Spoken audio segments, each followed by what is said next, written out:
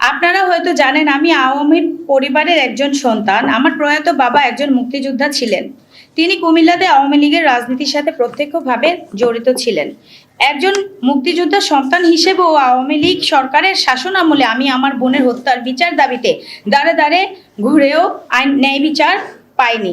আমি জানতে পারি তৎকালীন আইনমন্ত্রী আনিসুল হক তার বান্ধবী তৌফিকা করিমকে দিয়ে মোটা অঙ্কের টাকা আনভিরের থেকে ঘুষ নিয়ে মামলা প্রবাহিত করার চেষ্টা করেন।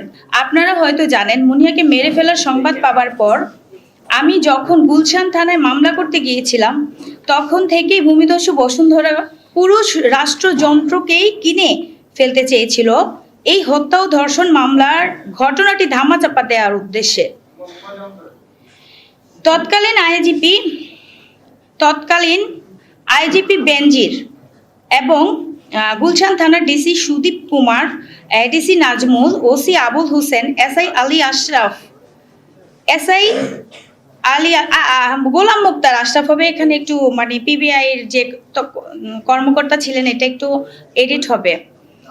তো গোলাম মুক্তার আশরাফ পিবিআই এবং সহ আনভিরকে বাঁচিয়ে দেওয়ার জন্য নির্লজ্জ ভূমিকা রেখেছিল।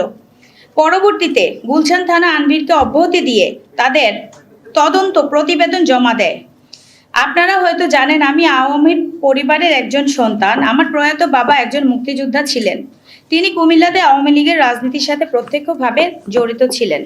একজন মুক্তিযোদ্ধার সন্তান হিসেবেও আওয়ামী লীগ সরকারের শাসনামলে আমি আমার বোনের হত্যার বিচার দাবিতে দাঁড়ে দাঁড়ে ঘুরেও ন্যায় বিচার পাইনি। আমি জানতে পারি তৎকালীন আইনমন্ত্রী আনিসুল হক তার বান্ধবী তৌফিকা করিমকে দিয়ে মোটা অঙ্কের টাকা আনভিরের থেকে ঘুষ নিয়ে মামলা প্রবাহিত করার চেষ্টা করেন। আমি এসব ব্যাপারে পতিত স্বৈরাচার আওয়ামী লীগের সভাপতি এবং সাবেক প্রধানমন্ত্রী শেখ হাসিনার সাথে সাক্ষাৎ করার জন্য একাধিকবার আবেদন করি। প্রায় ২৬ পৃষ্ঠার চিঠি একাধিকবার তার দৃষ্টি আকর্ষণ করার চেষ্টা করি, কিন্তু তিনি আমার সাথে সাক্ষাৎ দেননি। আমরা দেখেছি ছাত্র গণহত্যার সময় তিনি ভবন এবং অবকাঠামোর ক্ষতি দেখতে চান, অথচ ছাত্রদের দেখতে যাওয়ার সময় তার হয়ে ওঠে না। একইভাবে তিনি খুনি আনভির ও শাহ আলমের সাথে ঠিকই দেখা করেছেন। আপনারা নিশ্চয়ই আনভিরের ফেসবুকে মাসখানেক আগে শেখ হাসিনার সাথে তাদের সাক্ষাতের কিছু ছবিও দেখেছেন, অথচ আমার সাথে একটিবার সাক্ষাতের সময় হয়ে ওঠেনি। সেটা নিয়ে আমি অনেক ব্যথিত। আমি বিশ্বাস করি শেখ হাসিনার প্রশ্রয় না পেলে আনভিররা এত বেপরোয়া হয়ে ওঠার সাহস পেত না।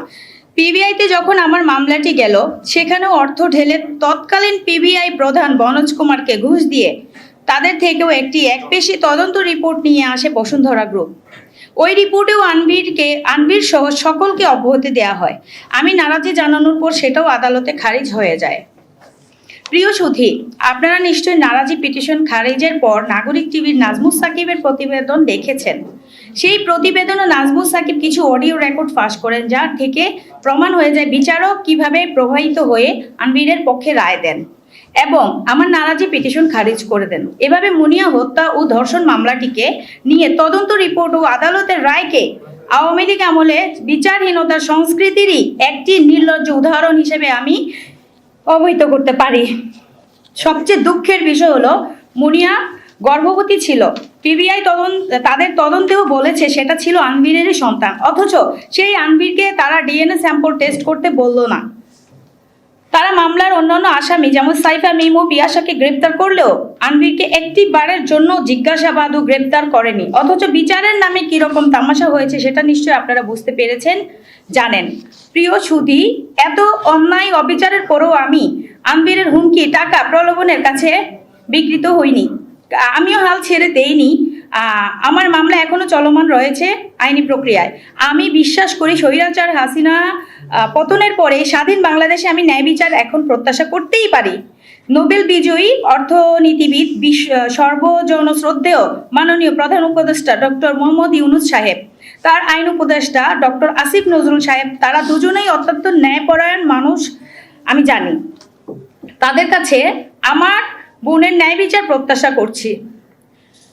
আজকের এই দিনে আমি বিশেষ কৃতজ্ঞতা জানাচ্ছি বাংলাদেশের কয়েকজন সুনাগরিকগণকে। আন্তর্জাতিক খ্যাতিসম্পন্ন আলোকচিত্র শহীদুল আলম সাহেবকে, বুদ্ধিজীবীদের মাঝে শহীদুল আলম ভাই এবং ওনার স্ত্রী রেহনুমা আপা, ওনার যে সংস্থা ছিল সেই সংস্থার মাধ্যমে শুরু থেকেই আমাদের সাথে পাশে ছিলেন এবং আছেন। ওনারা মুনিয়া ইস্যুতে আমার সাথে কাঁধে কাঁধ মিলিয়ে লড়াই করে যাচ্ছেন। আমি বিশ্বাস করি আমাদের এই লড়াই আজ আর একার লড়াই নয়।